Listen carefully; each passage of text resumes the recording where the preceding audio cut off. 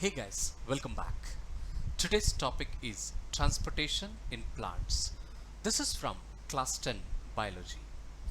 For plants, the soil is the nearest and richest source of raw materials like nitrogen, phosphorus and other minerals. Okay? And here the absorption of these substances therefore occurs through the part in contact with the soil, and these parts in contact with the soil are nothing but roots. Okay, so plants absorb these mineral nutrients from the soil through these roots. Okay, now the continuation part.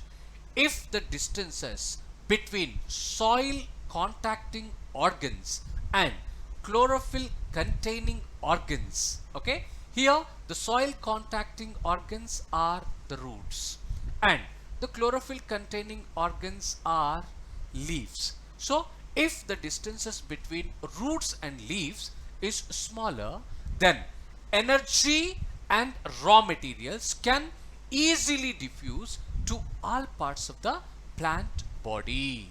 But in case if the distances are large, okay, then the diffusion processes will not be sufficient to provide raw material in leaves and energy in roots. Okay, so the diffusion pressure is not sufficient if the distance between roots and leaves is larger. Okay, in such situations, okay, a proper system of transportation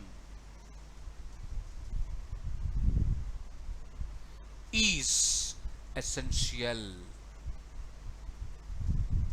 Okay, so if the distances between the roots and leaves are larger, then in order to transport the raw materials and in order to carry the energy rich molecules, okay, and the source of energy, okay, here proper transportation system is needed in plants. Okay, and here plants do not move and the plant bodies have large proportion of dead cells in many tissues. So these are the important properties of plants. Okay, plants, they do not move, they are fixed at one place, that is they are stationary. Okay, they are not moving from one place to another, and also the plant bodies have large proportion of dead cells in many tissues. So because of these reasons, okay, plants have low energy needs and can be relatively slow transport systems. Okay, so they use relatively slow transport systems and also they have low energy needs because of these two reasons. Okay, so very important aspect regarding the plants. Okay, as the plants are fixed at one place, as the plant's body have large proportion of dead cells, the low energy needs are seen in plants and also plants use relatively slow transport systems. Okay, now moving to the continuation, plant transport systems will move energy stores from leaves and raw materials from roots. Okay, I repeat this statement once again, very important. Okay, plant transport systems will move energy stores from leaves and raw materials from roots. Okay, it means raw materials are transported from roots to different parts of the plant and the energy stores are transported from leaves to different parts of the plant. So this is how transportation occurs in plants. Okay, these two pathways are constructed as independently organized conducting tubes. Okay, I repeat this statement once again. These two pathways of transporting energy stores and transporting the raw materials, these two pathways are constructed as independently organized conducting tubes. Okay, and the xylem is one of them. The xylem moves water and minerals obtained from the soil.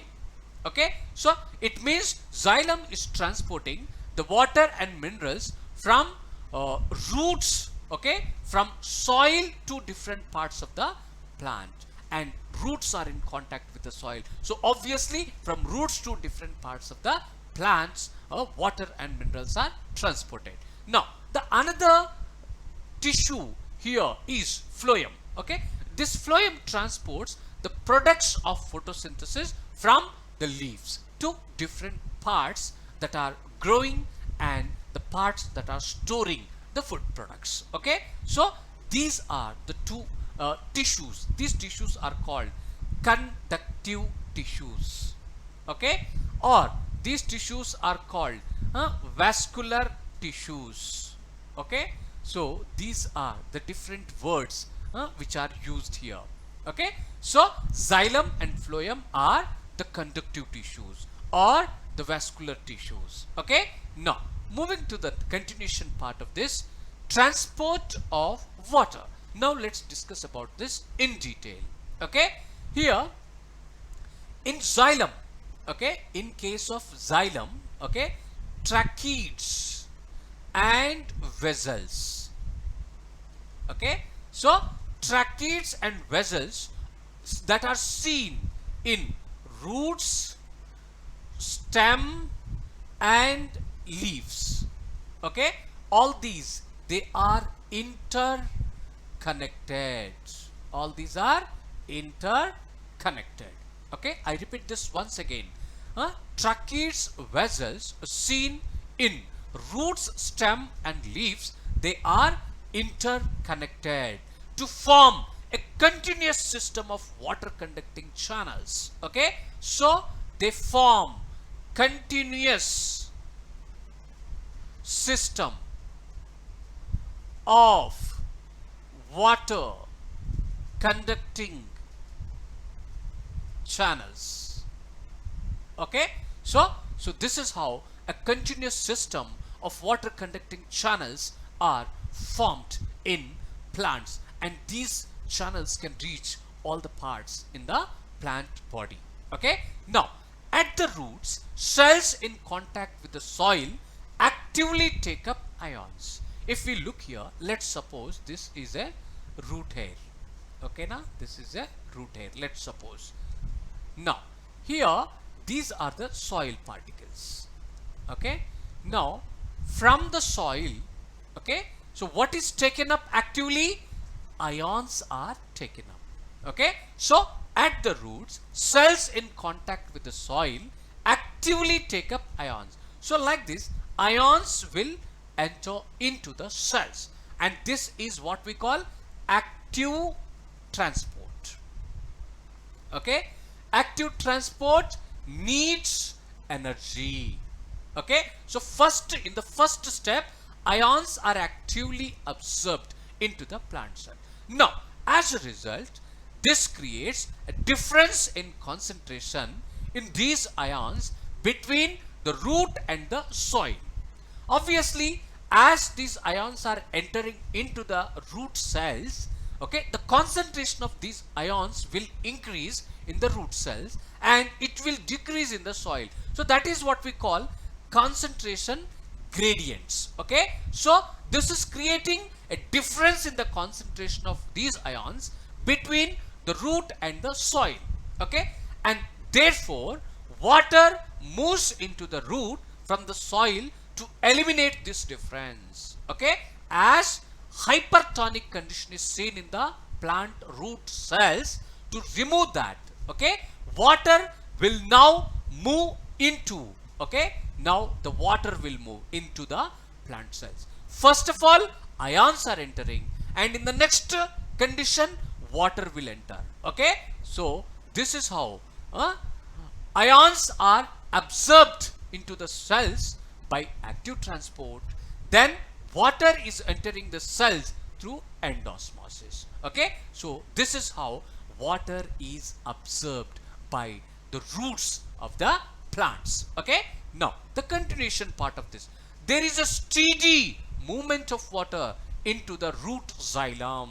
Okay, so because of this movement of water into the root cells, okay, there is a steady movement of water into root xylem, creating a column of water that is steadily pushed upwards. Okay, so a water column is created.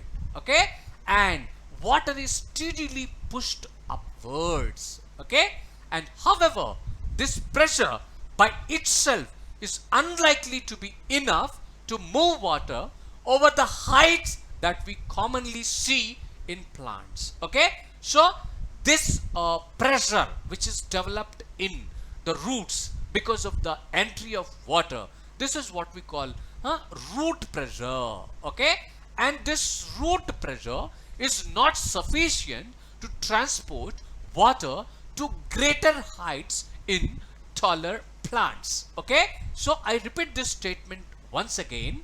Okay, the pressure developed in this manner we call root pressure is unlikely to be enough to move water over the heights that we commonly see in plants. Okay, so therefore plants use another strategy. Okay, so plants use another strategy to move water. Okay, so to transport water, plants use another strategy. Okay, so what is that strategy? Now we will discuss. That is nothing but the transpiration pull, the transpiration process. Okay, that is very much important in transporting the water to greater heights in taller plants. Okay, now moving to the next here. Okay, evaporation of water molecules from the cells of leaf creates a suction force which pulls water from the xylem cells of roots. Okay, so this is one of the very important concept, and this suction force is what we call transpiration pull. Okay, I repeat this once again.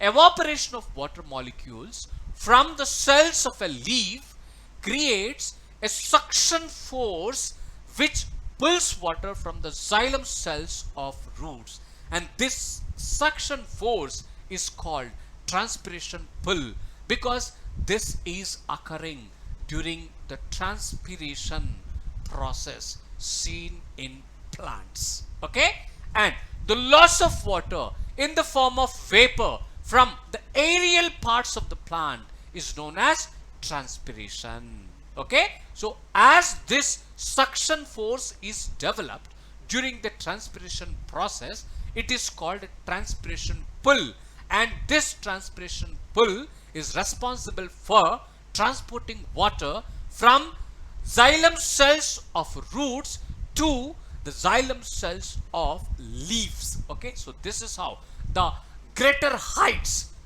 to greater heights the transportation of water can occur because of transpiration pull. Okay, now continuation part of this. Transpiration helps in the absorption and upward movement of water and minerals dissolved in it from roots to the leaves. This is one of the very important aspect about the transpiration mechanism. Okay, what it is doing? It is responsible for absorption of water and minerals and also upward movement of water and minerals that are dissolved in it from roots to the leaves. Okay, and this transpiration also helps in temperature regulation in plant body. Okay, so this question is important for 2 marks. Okay, so the question will be like this: what is the significance? What is the significance of transpiration? Okay, so you can write these 2 points. 1. Transpiration helps in absorption and upward movement of water and minerals dissolved in it from roots to the leaves. And second, it also helps in temperature regulation in plants. Okay, now the continuation part. The effect of root pressure in transport of water is more important at night because the transpiration process occurs only during the daytime. Okay, because of the increasing temperatures during the daytime, the transpiration occurs. The water is lost from the aerial parts of the plant in the form of vapors. That is what we call transpiration. As during the night time transpiration do not occur, it is the root pressure that play important role in transporting the water during the night time. Okay, but this root pressure is not sufficient to transport water to greater heights. Okay, so here the root pressure is nothing but the pressure that is developed in the root xylem because of the entry of water molecules into the root xylem from the soil. Okay, so that is what we call root pressure, and during night times it is very important in transporting the water. Okay, now during the day when the stomata are open, the transpiration pull becomes the major driving force in the movement of water in the xylem. So during the daytime transpiration pull, during the night time root pressure is the major driving force. Okay, but root pressure is also seen during the daytime. Okay, and transpiration pull is playing very important role only during the daytime. Okay, now after this the continuation part of this, transport of food and other substances. Okay, transport of soluble products of photosynthesis is called translocation. Okay, so the soluble products of photosynthesis, especially the sucrose. Okay, so this transportation is what we call translocation, and it occurs in the part of the vascular tissue known as phloem.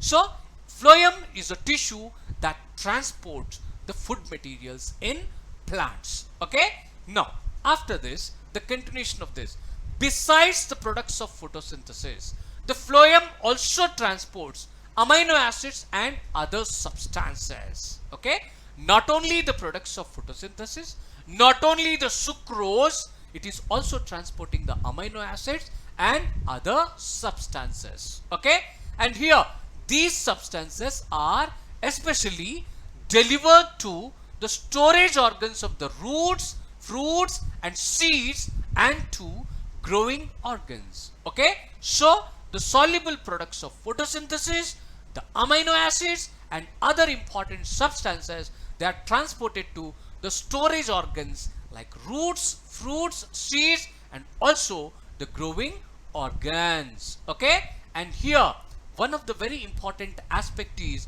the translocation. Okay, this translocation of food, okay, and other substances takes place in sieve tubes. Okay, with the help of companion cells.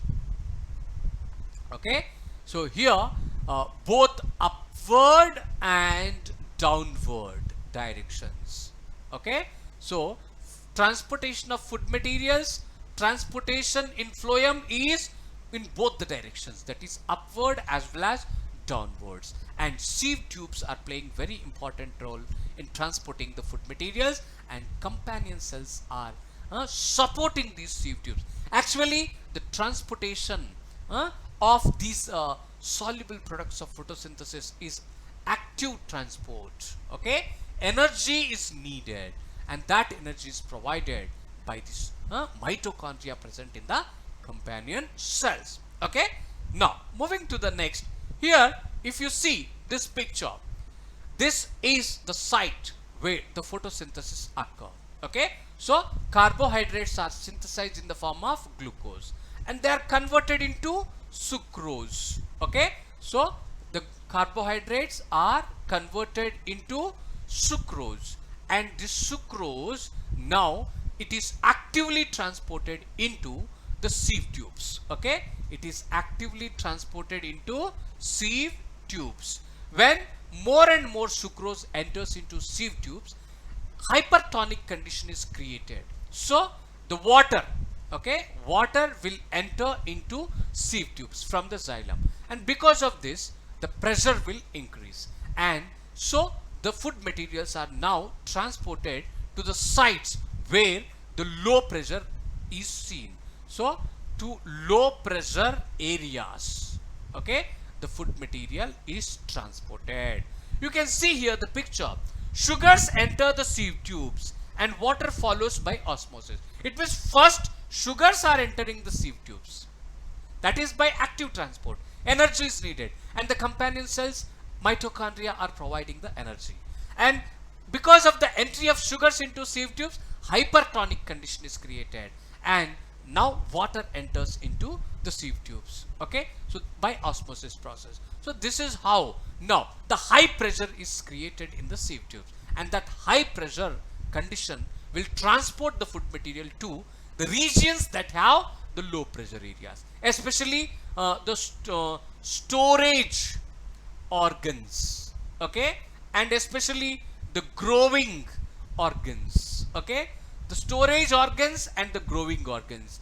These areas, they have low pressure areas. So from high pressure areas, these soluble products of photosynthesis, the food materials, are transported to low pressure areas such as storage organs and the growing regions, okay. So this is how the transportation take place. Once the food material is transported to the storage organ or the growing organs, then immediately the water is removed from the sieve tube, okay, and again the process is continuously happening as per the requirement in the plant body. So as per the plant needs, the food materials are transported from high pressure areas to low pressure areas. So this is how transportation occurs in plants, okay. Here the translocation in phloem is achieved by utilizing energy. So it is active transport, okay, and for this energy is needed. This energy is provided by companion cells, okay. Actually sieve tubes are highly differentiated cells. They don't have mitochondria, so energy rich molecules are not synthesized inside the sieve tube, and here the companion cells have large number of mitochondria. They can synthesize large number of energy rich ATP molecules, and that energy is utilized for the active transport of food materials, okay. Now the material like sucrose, it transferred into phloem tissue using energy from ATP, okay. ATP is adenosine triphosphate, okay. So this is ATP, okay, and this increases the osmotic pressure of the tissue, causing water to move into it. If we just see here in a rough diagram, let's suppose this is a sieve tube, let's suppose, okay, and here let's suppose these are the companion cells, okay. Now let's suppose, now here if the sucrose enters here by active transport, okay, active transport, the sucrose enters here. This is a sugars or the sucrose. Now what happens here? Hypertonic condition is created. Now here we find the xylem, okay. So from the xylem water will enter now, okay. So when water is entering inside the sieve tube by osmosis process, here what happens? High pressure area is created. So from this high pressure area, the soluble products of photosynthesis, the sucrose, okay, they are moving towards the low pressure area. So this is how transportation take place. Now let's suppose this is a sink region where the food is needed or where the food is stored, okay. Then after reaching this site, the food material is translocated again by active transportation, and now water is removed back into the xylem. So this is how the transportation process occurs in phloem, that is translocation of food materials, okay. Now so here this increases the osmotic pressure of the tissue, causing water to move into it. So when the sucrose is entering into the sieve tube, osmotic pressure increases, the water is moving inside. As a result, the pressure will increase, which transports the food material to the storage organs or the growing regions, okay. Now after this, okay, This pressure will move the material in the phloem to tissues which have less pressure. Okay, and this allows the phloem to move material according to plant needs. Okay, for example, if we speak about in spring season, okay, sugar stored in the root or stem, okay, would be transported to, okay, the buds, okay, which need energy to grow. Okay, so here in spring season generally leaves will fall. So what happens? Okay, the already stored food which is present in the root or stem is transported to the buds which are growing actually, which need more energy actually. So this is how, okay, transportation of food materials occur in plants, and it is in bidirectional, both upwards as well as downwards. So in case of plants, transportation of water and minerals occur through xylem. Root pressure play important role in transporting water and minerals during night time as well as daytime, but during night time root pressure is a major driving force, and transpiration pull is the major driving force of transporting water and minerals during the daytime. Okay, transpiration is loss of water from aerial parts of the plant, and the significance of transpiration is, okay, it is responsible for absorption and upward movement of water and minerals, and also it regulates temperature in plant body. Okay, and the food materials are transported through phloem tissue in plants, and this is by active transport from high pressure areas to low pressure areas. The soluble products of photosynthesis are transported. This is what we call translocation. Not only the sucrose, amino acids and other substances are also transported by phloem. So this is all about transportation in plants. If you are new to my channel, subscribe for more sessions. If you liked it, share it with your friends. I'll be back with more sessions. Have a great day. Thank you all.